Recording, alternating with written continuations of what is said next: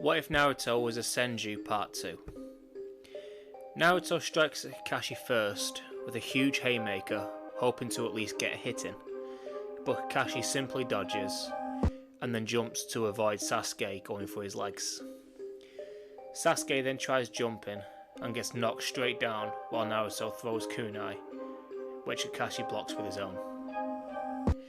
When Kakashi hits the floor, Hinata moves in using her gentle fist, trying to block at least one of his chopper points, but Kakashi dodges out of every single one of them. He was about to be blindsided by the two boys, so he uses the substitution jutsu to get a bit of distance. Naruto and Sasuke look around for Kakashi and then start bickering about who missed and who could have beaten Kakashi alone. Hinata gets annoyed but doesn't say anything, as she doesn't want to go crimson red again in the face. Instead, to shut them up, she uses her Byakugan and can see that Kakashi isn't far. She throws a few kunai into the woods, flushing Kakashi out of his hiding place and making Naruto and Sasuke snap back into reality. They both move in again, but they start to use jutsu this time. Sasuke uses a fireball and Naruto fires small branches of wood out of his palm and through the fire, which makes a pretty devastating combo if you think about it. The burning wood shoots straight towards Kakashi, who quickly uses a mud wall to block it while preparing his own jutsu. From behind the wall, a water dragon comes from behind, barreling towards the three genin. But Naruto, thinking quickly, shows off his newest jutsu. He uses the multi-shadow clone jutsu and creates 50 clones, who all use wood style to cover their arms, like rudimentary shields, and stand against the dragon. Sasuke and Hinata are both immensely impressed, especially when they see that Naruto doesn't look at all drained from using this technique. As I've established, Naruto has a fucked enough chakra in this. Naruto says that it's time to stop playing around, which confuses the team, as just that many shadow clones would probably be too much of a toll for a normal genin. But this is Naruto, and a much powerful version of Naruto, so he's not exactly a normal genin. Naruto weaves a bunch of hand signs, and multiple roots come from the ground where Kakashi is stood, and wrap around his legs and arms, holding him in place, while Sasuke and Hinata run to get the bells, completing the exam. Naruto releases the jutsu and realises that he will most likely be sent back to the academy for not getting a bell. But Kakashi corrects him with a massive smile on his face, telling him that they all pass. Seeing that his team was confused, Kakashi explains that the whole point of the test was to see teamwork, and if they could put their differences aside to complete their mission. He remarks that Naruto and Sasuke have some ways to go, but he can tell that they can work together, and actually surprisingly well when push comes to shove.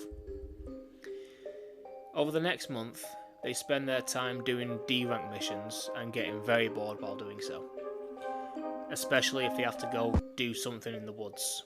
It's over in an instant as Naruto just uses wood style to get out of the way. Naruto asks the Hokage if they could get a harder mission, and Hiruzen tells them that he already had one picked out for them, as he knew they were going to ask. Tazuna bursts through the door, yelling about how long he has been waiting, and asking where his escorts were. Kakashi politely tells him that they will be escorting him, with Tazuna getting annoyed, asking how a bunch of kids are going to protect him. The Hokage reassures Tazuna that this is a very powerful team and that he will be in safe hands. Tazuna was about to continue mouthing off, but could see that Hiruzen was getting annoyed, and even though he was drunk, he thought probably best not to, piss off a fucking Kage. Kakashi tells them that they will be leaving first thing in the morning and meeting at the gates, so they all head home and get ready for the next day. The next morning, they set off from the village gates down the road to the Land of Waves. or to the docks. After a few hours of nothing, but Naruto and Sasuke bickering about getting in each other's way, or not getting in each other's way during the mission, Hinata could feel something not quite right and uses her Byakugan, seeing 3 chakra signatures, 2 in the puddle and 1 very far away, just outside of her precise vision, but could still see something there, as to the Byakugan, Chakra's just radiating blue, as you see again with Naruto versus Neji. Unless of course the Nine Tails Chakra, in which case it's not blue. The puddle explodes, with the 2 demon brothers jumping out attacking the group. Sasuke and Naruto spring into action and take 1 of the Chunin each, knocking them both out with a couple of punches here and there. I mean, they're not exactly fucking strong, are they? Kakashi tells them both that they did well, but Naruto has a shard of a poisoned kunai in his hand. He tells Naruto that they need to go back to the village to take it out and drain the blood. But Naruto, without much thought, pulls out his own and yanks out the shard, letting a lot of blood drain onto the ground. Naruto asks Kakashi if that is enough, and Kakashi gets worried, saying it might be too much. But Naruto shrugs and just says it doesn't matter, it'll be fine. They all look in astonishment as the fairly big wound that was on his hand just starts closing right in front of them, for the first time showing that Naruto has also inherited Hashirama's regeneration abilities, not just his wood style. Kakashi shakes himself out of his little trance and asks Tazuna why ninja are after him, and Tazuna explains that he ranked the mission lower than it actually is. After a bit of thinking, they decide to see out the mission and get on the boat. While on the boat, Tazuna tells them everything and explains all the problems with Gato and his plan on building the bridge to the mainland. Hearing this, Naruto chuckles slightly, saying that with him there, the bridge will be done in no time. Tazuna asks what he means, but Naruto just shrugs and says you'll find out soon enough. They get off the boat and are met with thick mist descending on the team.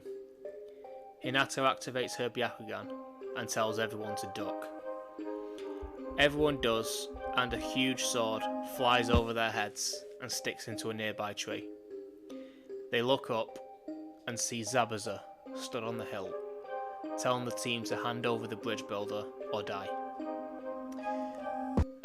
Yeah, let me know how you feel about his part and what you think about this series overall. I've seen a few comments of not being notified. I think it might be the bell. If you hit the bell, I'm sure it'll come up.